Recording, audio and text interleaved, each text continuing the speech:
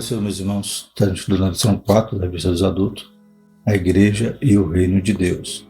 Tema trimestre é o corpo de Cristo, origem, natureza e vocação da Igreja no mundo. Louvado seja o nome do Senhor. Então vamos continuar o tema, eclesiologia, falando sobre a Igreja. Hoje vamos falar também a sua relação com o Reino de Deus. Será essa Igreja é o Reino de Deus? Então veremos que durante toda a lição que a Igreja é a representação, ela faz parte. O reino de Deus é muito maior. O reino de Deus tem a realidade presente, futura, e a igreja, ela representa, tem a missão de transmitir a mensagem do reino, como João Batista, como Jesus, como a igreja primitiva anunciava, conforme aqui o próprio texto áureo. O tempo está cumprido e o reino de Deus está próximo. Arrependei-vos e crede no Evangelho. Marcos 1,15. A verdade prática diz: pregar a mensagem do reino de Deus é uma importante missão da igreja. Então, nesses dois textos, a gente já percebe aqui duas verdades, a respeito da realidade presente do reino, já é chegado, e também da missão da igreja neste reino, que é pregar a mensagem do reino. O texto bíblico se encontra em Marcos 1, 14 a 17, que diz: depois que João foi entregue à prisão, veio Jesus para a Galileia, pregando o evangelho do reino de Deus, e dizendo: o tempo está cumprido, o reino de Deus está próximo. Arrependei-vos e crede no Evangelho. E andando junto ao mar da Galileia, viu Simão e André, seu irmão, que lançavam a rede ao mar, pois eram pescadores. Vinde após mim, e eu farei que sejais pescadores de homens.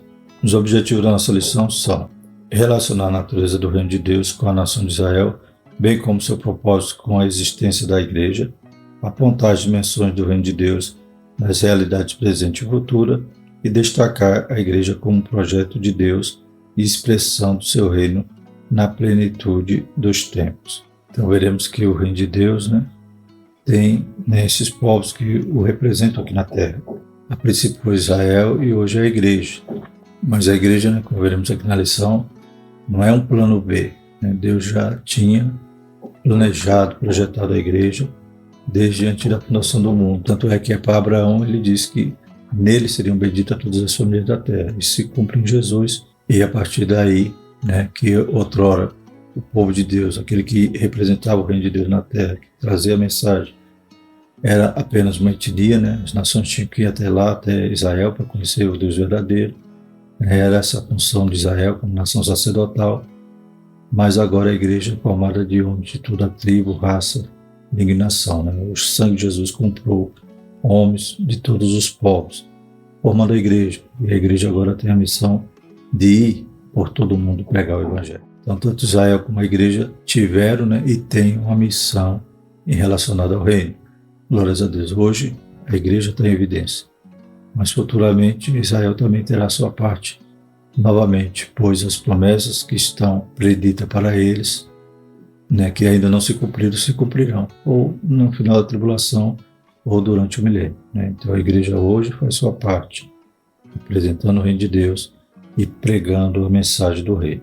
A introdução diz o seguinte: a Bíblia apresenta a Deus como um rei, Salmo 47:6, 52:7, que exerce seu governo e domina sobre tudo que há, Salmo 22:28. Sobre o seu reino governa soberanamente. Nessa lição, apresentaremos uma compreensão do reino de Deus a partir de sua natureza e de sua relação com a igreja. Então vamos ver que a princípio que Deus governa tudo. Deus é o rei do universo. Toda a terra e toda a sua plenitude pertence a Deus, como diz o salmista. Os salmos sempre ressaltam essa soberania do nosso Deus. Glórias a Deus. E nesse aspecto veremos que, embora Deus está no controle, Deus permite os homens como agentes livres, o mundo seguir o seu curso. Mas Deus é soberano, Deus está no controle e tudo vai decorrer conforme o plano de Deus. Então, está seguindo o curso como um rio, mas lá no final Deus já sabe e Deus vai cumprir toda a sua palavra. Passa os céus e a terra, mas a palavra de Deus não passa. Nesse aspecto, mostraremos o reino divino na sua dimensão universal e soberana, bem como sua realidade presente e futura. A igreja é vista como parte desse reino e, por isso, Deus a estabeleceu para viver, pregar e manifestar a vida do reino divino. Hoje nós fazemos parte do reino. Nos arrependemos e ingressamos no reino de Deus. Então já tem uma realidade presente. E a igreja é a representação desse reino para viver, para pregar e para manifestar o poder de Deus aqui na terra. Glórias a Deus. Esse reino que vai, durante o milênio, ser estabelecido aqui na terra, mas na consumação dos séculos, todas as coisas serão reconciliadas em Deus e o reino de Deus, então, estará plenamente instaurado durante séculos e séculos, pois todo o poder foi dado a Jesus nos céus e na terra. Primeiro tópico, a natureza do reino de Deus. Primeiro subtópico, o reino de Deus é universal. O salmista diz que Deus é o rei de toda a terra, Salmo 47:7. E da mesma forma, Daniel afirma que Deus domina sobre os reinos dos homens, Daniel 4:25. É Deus que institui a autoridade, Deus também tira. Glórias a Deus, Deus está no controle. Muitos governantes acham que tem todo o poder, tem toda a capacidade, mas se Deus não der, eles nem assumem a sua posição de liderança ou de governo. Então Deus é o rei de toda a terra. Satanás mentiu quando oferecia a Jesus todos os reinos da terra. Ele, como pai da mentira, era mais uma mentira da serpente ali, dizendo que ele tinha, os reinos da terra eram deles. Claro que ele influencia, mas Deus é o rei soberano. A terra, toda a plenitude pertence a Deus. Assim a Escritura revela um importante aspecto da natureza do reino de Deus, a sua universalidade. Deus é o rei universal e, como tal, tem domínio absoluto sobre sua criação, sobre reinos, governos humanos, bem como sobre todas as hostes angelicais. Daniel 4:35. E significa que nada nem ninguém está fora do seu domínio. Daniel 2:21. Então, essas referências a Daniel, vamos fazer uma leitura. Daniel 4:25 diz: serás tirado dentre os homens, e a tua morada será com os animais do campo. E te farão comer erva como os bois, e serás molhado do orvalho do céu, e passar-se-ão 7 tempos por cima de ti, até que conheças que o Altíssimo tem domínio sobre o reino dos homens, e o dá a quem quer. Louvado seja o nome do Senhor. O verso 35 diz: e todos os moradores da terra são reputados em nada, e segundo a sua vontade, ele opera com o exército do céu e os moradores da terra. Não há quem possa estorvar sua mão e lhe diga: que fazes? Glórias a Deus. E Daniel 2:21 diz: ele muda os tempos e as estações, ele remove os reis e estabelece os reis. Ele dá sabedoria aos sábios e conhecimento aos entendidos. Louvado seja o nome do Senhor. Ele é soberano sobre todas as nações e sobre toda a sua criação. Segundo subtópico, a soberania divina e os acontecimentos do mundo. Observamos que, embora o mundo siga o seu curso, Deus não perdeu nem deixou de exercer domínio sobre ele, tampouco sobre o universo criado. Um Deus que não tivesse controle de tudo não seria Deus. Isso não significa dizer que ele seja a causa de tudo que acontece, no mundo. Significa que, embora os homens e até mesmo o diabo e seus demônios tenham liberdade e permissão para agir neste mundo, contudo, essas ações não se sobrepõem à soberania de Deus. Assim, Deus domina sobre todos. Salmo 103, versículo 19. Então, Deus criou agentes livres, homens e mulheres com livre-arbítrio. Então, Deus permite que o mundo siga o seu curso, mas Deus não perde o controle. Deus sabe o final, sabe onde vai dar esse rio, esse curso do mundo. Glórias a Deus. E Deus tem tudo preparado, programado. E sua palavra não falha. Tudo que ele falou se cumprirá. Glórias a Deus. E, embora ele seja soberano, ele está no controle de tudo, nós não podemos culpá-lo por uma coisa que a causa é o próprio pecado, é o próprio homem. Por exemplo, guerras, pessoas sendo mortas. Como podemos culpar a Deus por isso? Deus permite que os homens sigam o seu curso, mas no final Deus vai cumprir a sua palavra. Cada um vai ter que prestar conta da consequência dos seus atos. O diabo também, os demônios que estão agindo, A Bíblia diz que o ladrão veio para roubar, matar e destruir, Sabe que esse versículo também se relaciona ao diabo. Ele tem agido, e um dia também prestará conta. Então Deus é soberano. Essas ações dos homens ou dos demônios do diabo não podem sobrepor a soberania de Deus. Mas os homens têm que reconhecer que a realidade do mal é culpa do pecado do próprio homem. Por exemplo, quando tem uma enchente, as pessoas perdem seus bens materiais. Muitas das vezes querem culpar a Deus, mas se esquece, né, que a casa às vezes foi construída no lugar errado. O poder público não cumpriu sua parte, não fez ali os serviços que deveriam ter feito naquela região. Né? As próprias pessoas pobres, os poeiros, poluem, né? Os empresários não afã de ganhar dinheiro, né? Não se preocupam com os mais pobres, aqueles que estão ao seu redor. Então, é a culpa de Deus? Não, é a culpa do próprio homem. Então, Deus é soberano, Deus está no controle, mas a causa de muitas coisas é o próprio pecado. De que se queixa o homem, diz lá em Lamentações, né? Queixe-se dos seus próprios pecados. Terceiro subtópico, o reino de Deus, a nação de Israel e a igreja. O Antigo Testamento revela que Deus escolheu um povo, Israel, para reinar sobre ele e através dele em um governo soberano e teocrático. Quando Israel estava organizado em um regime tribal, Deus reinava sobre ele, Números 23, 21, de forma soberana, exercendo seu governo teocrático sobre o seu antigo povo. Isaías 43, 15. Então vemos que Deus era o rei, né, do povo de Israel. Escolhe Israel se desenvolve, cresce ali, até no deserto, né, se forma como nação, depois, né, assume ali o território de Canaã.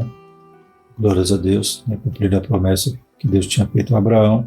E enquanto eles estavam nessa organização tribal, Deus era aquele que comandava o povo, governava o povo, através de juízes, né, através de Moisés. Então era um governo teocrático. Mas depois o povo, né, não queria mais que Deus os governasse. E pediram para Samuel que Deus lhe desse um rei. E Samuel os alerta, dizendo que tem certeza, o rei vai, né, tomar suas posses, o rei vai tomar suas filhas, seus filhos, para o servirem. Vocês têm certeza que querem um rei igual às outras nações? Eles preferiam assim, e Deus dá. A princípio dá um rei segundo o coração deles, que era Saul, né, toda a aparência, e na sequência Deus dá um rei conforme o coração de Deus, que foi Davi. Louvado seja o nome seu. Então Davi passa o reinado para Salomão, Salomão para Roboão, e Roboão então, né, e no dia de Roboão Deus rasga o reino e separa ali o reino do norte e o reino do sul.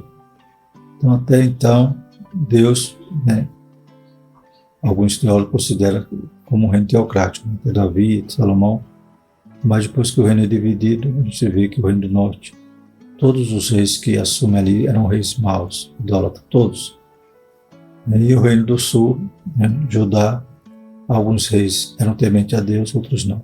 Então, nesse aspecto político, nesse aspecto de governo, né, o povo deixou de ser um reino teocrático, passou a ter um soberano rei. É claro que Deus é o soberano, é o rei dos reis, está sobre tudo. Louvado seja o nome seu. Mas Israel não perdeu a sua função, né? Eles eram uma nação sacerdotal. O que significa isso? Israel por si era um reino sacerdotal. Êxodo 19, 5 e 6. Dessa forma, quando escolheu Israel, Deus tinha o propósito de abençoar essa nação e por meio dela todos os povos. Gênesis 12, de 1 a 3, né? Promessa que Deus faz a Abraão. Isaías 45, 21 a 22. Esse propósito se concretizou na pessoa de Jesus Cristo, o filho de Davi, que por intermédio de sua morte e ressurreição estabeleceu a igreja. Glórias a Deus, né? Então, o reino de Deus, Deus é soberano, Deus é o rei de toda a terra, aleluia, mas Deus escolheu um povo para representar Israel. E essa nação sacerdotal tinha essa incumbência de ensinar as nações a respeito de Deus. As nações, para conhecer o Deus verdadeiro, tinham que ir até lá, né? Então, a missão deles era centrípeta, né? Então, as nações iam se congregar a Israel para poder aprender e conhecer o Deus de Israel. Louvado seja o nome do Senhor. Mas a bênção já estava prometida, que em Abraão todas as famílias da terra, essa promessa se cumpre em Jesus, né? E a partir daí surge um novo povo, a igreja, formado de todas as nações. Glórias a Deus, todas as famílias da terra, conforme a promessa. E agora a igreja, então, é a representação do reino de Deus. Então a igreja tem que manifestar o reino de Deus na terra, tem que ser composta de cidadãos do reino, súditos do reino, pessoas que decidiram, aleluia, escolher Jesus como seu rei, como aquele que é o seu Salvador e o seu Senhor. E a missão da igreja é diferente da de Israel. Israel ficava lá parada, as nações tinham que ir até ela.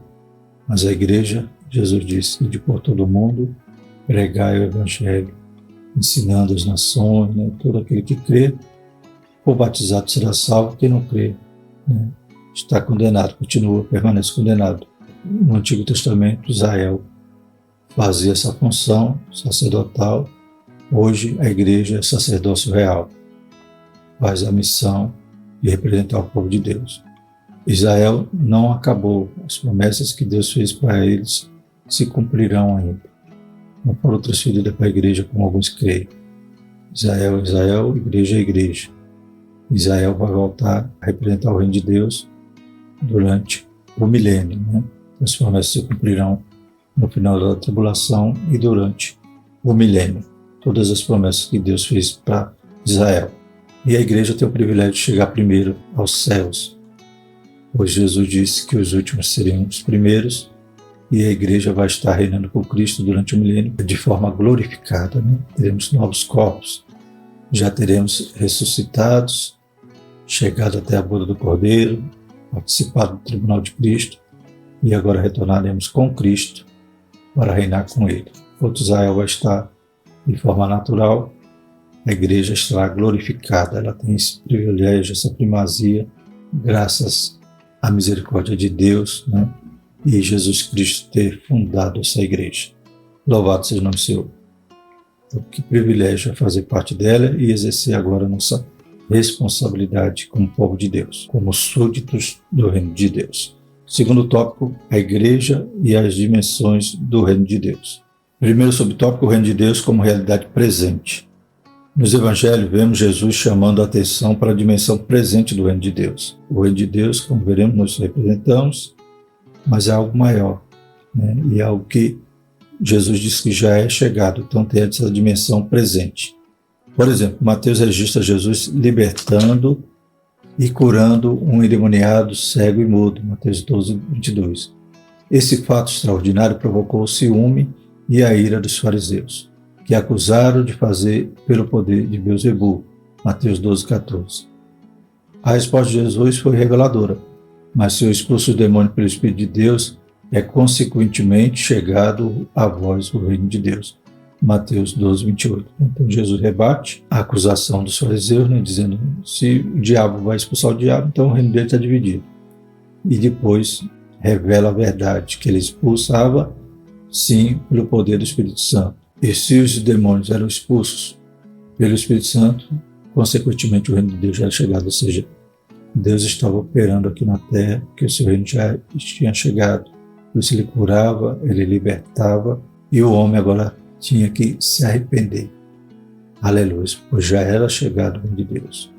Então vemos a dimensão presente. Nós podemos fazer parte do reino de Deus a partir do momento que aceitamos Ele como nosso Senhor, como nosso Rei. E começamos a viver uma vida santa, né, através da ação do Espírito Santo na nossa vida, conforme, né, Jesus ensinou ali no Sermão do Monte as características de um cidadão do reino. Nessas palavras do Senhor, vemos um aspecto importantíssimo na compreensão da identidade do reino de Deus, a sua realidade presente. Em outras palavras, com o advento de Jesus, o reino de Deus já está presente entre os homens. Então, o rei já chegou, o reino já chegou. Nosso Senhor disse que o reino de Deus havia chegado, Mateus 3:2. Logo, esse reino não é algo subjetivo, mas concreto e real, né? A gente vai ver agora que ele não tem uma localização física hoje, mas a gente já pode sentir e fazer parte dele. Segundo subtópico, onde está o reino de Deus? O reino de Deus, como realidade presente, não está relacionado ao espaço geográfico, mas com a presença de Jesus, pois onde a presença dele está, o reino de Deus se manifesta. Então, onde Jesus está, a glória, né, de Deus é manifestada, milagres acontecem, né? Aleluia, cativos são libertos, pecadores são perdoados. Louvado seja o nome do Senhor. Então, não é como Jesus disse para a mulher samaritana, né? Não era nem em Jerusalém, nem no Monte Gerizim que era para ser adorado. Os verdadeiros adoradores, aquele que o Pai procura, né, que adora a Deus em espírito e verdade. Então não existe um local geográfico. Em outras palavras, toda vez que pessoas são salvas Atos 8:12. Curadas e libertadas do poder do diabo. Atos 8:6 e 7. O reino de Deus está presente. Romanos 14:17, 1 Coríntios 4:20. Ora, o reino de Deus estava presente no ministério de Jesus, pois ele mesmo era a manifestação do reino. Está presente no ministério apostólico, na igreja primitiva e, finalmente, está presente por intermédio da igreja de Cristo da presente era. Se anunciamos Jesus, se Jesus é o centro da nossa mensagem, se ele está presente no nosso culto, se nós estamos adorando a ele em espírito e verdade, aleluia, o reino de Deus é manifesto na igreja. Terceiro subtópico, o reino de Deus como realidade futura.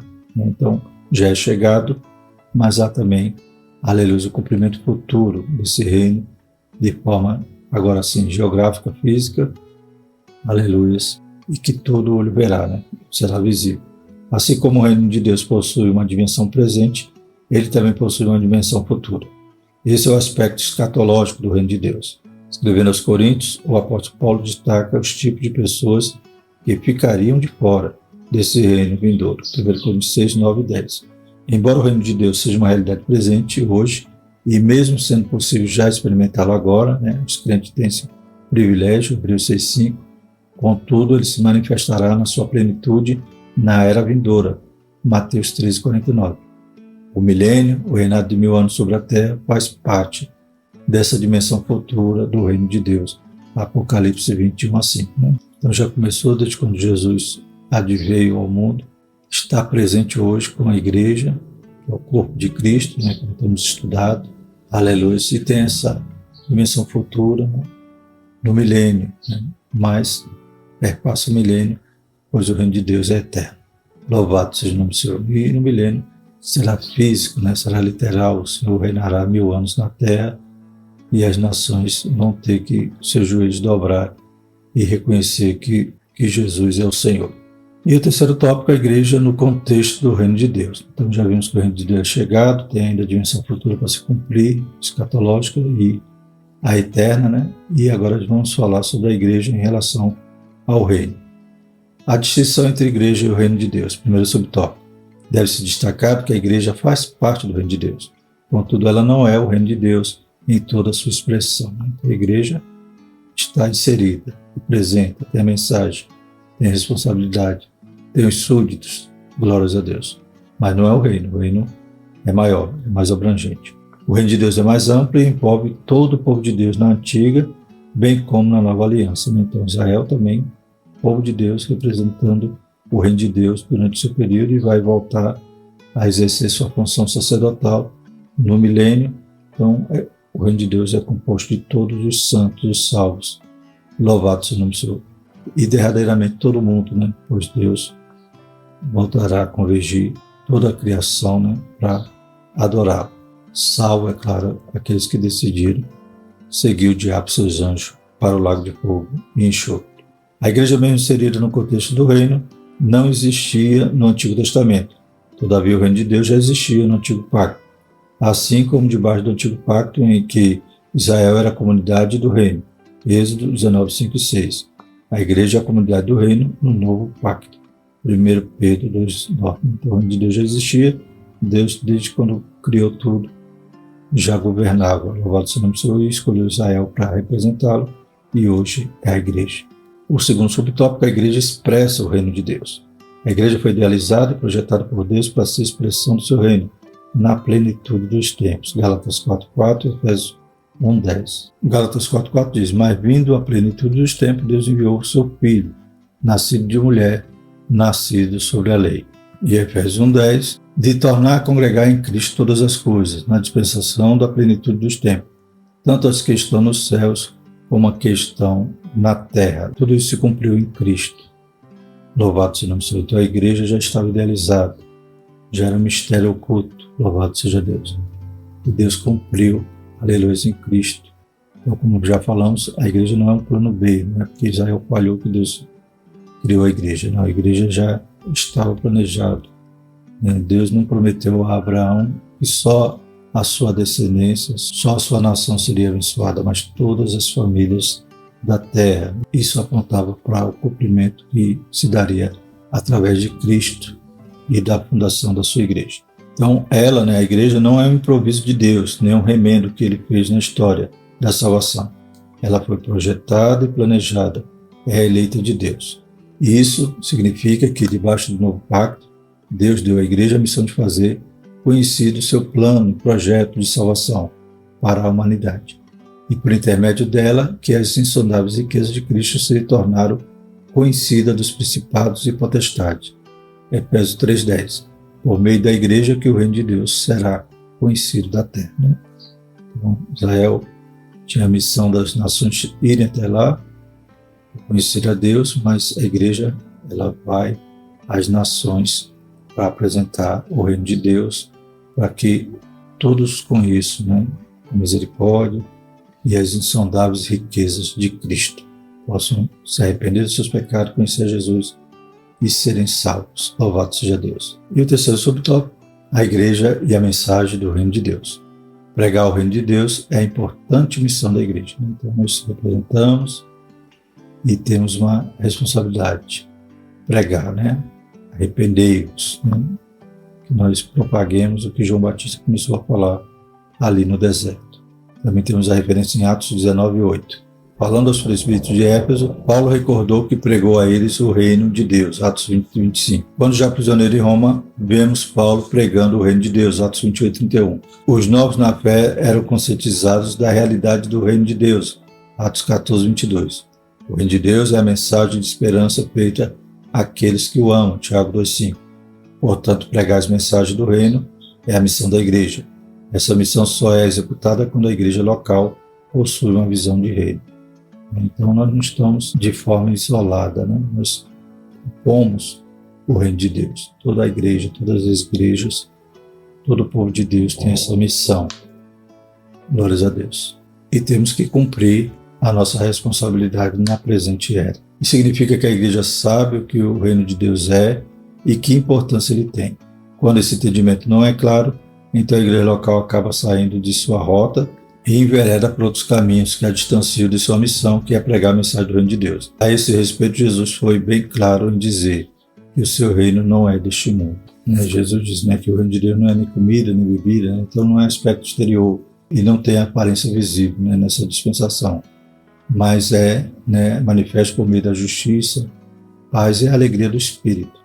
E quando a igreja tem esse foco, entende que tem que anunciar essa mensagem do reino, tem noção de que faz parte do reino de Deus, ela não desvia da sua rota ou da sua missão.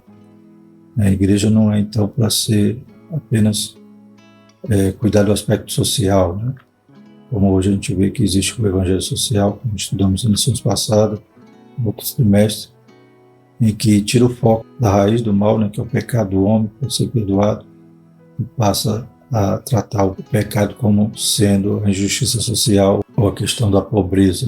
Então as pessoas saem da rota, saem da missão, que é pregar, que é conduzir as almas à salvação de Cristo, e começam a tratar de outros temas. A igreja também não é para ser um partido político, um comitê político. A igreja também não é para ser um centro de entretenimento, ou seja, só cada culto tem que ter uma atração para atrair o povo, não é isso.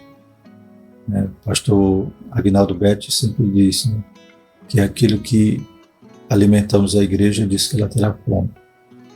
A igreja tem que reconhecer, entender a sua função, sua responsabilidade como povo de Deus nessa presente era, fazer sua parte, cumprir sua responsabilidade e anunciar a mensagem do reino.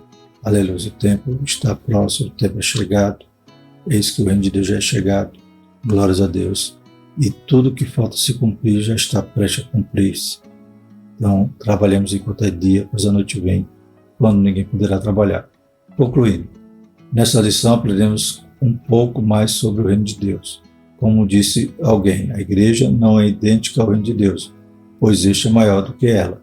Todavia, a igreja é o instrumento presente do reino e herdará o reino. Então, Deus utiliza-se da igreja hoje para anunciar o seu reino e herdaremos o reino, pois estaremos reinando com Cristo no milênio, aleluia, como igreja glorificada. Assim, o reino de Deus, em sua plenitude, em sua manifestação final, incluirá todos os crentes que professaram e professarão sua fé em Cristo, o Filho de Deus.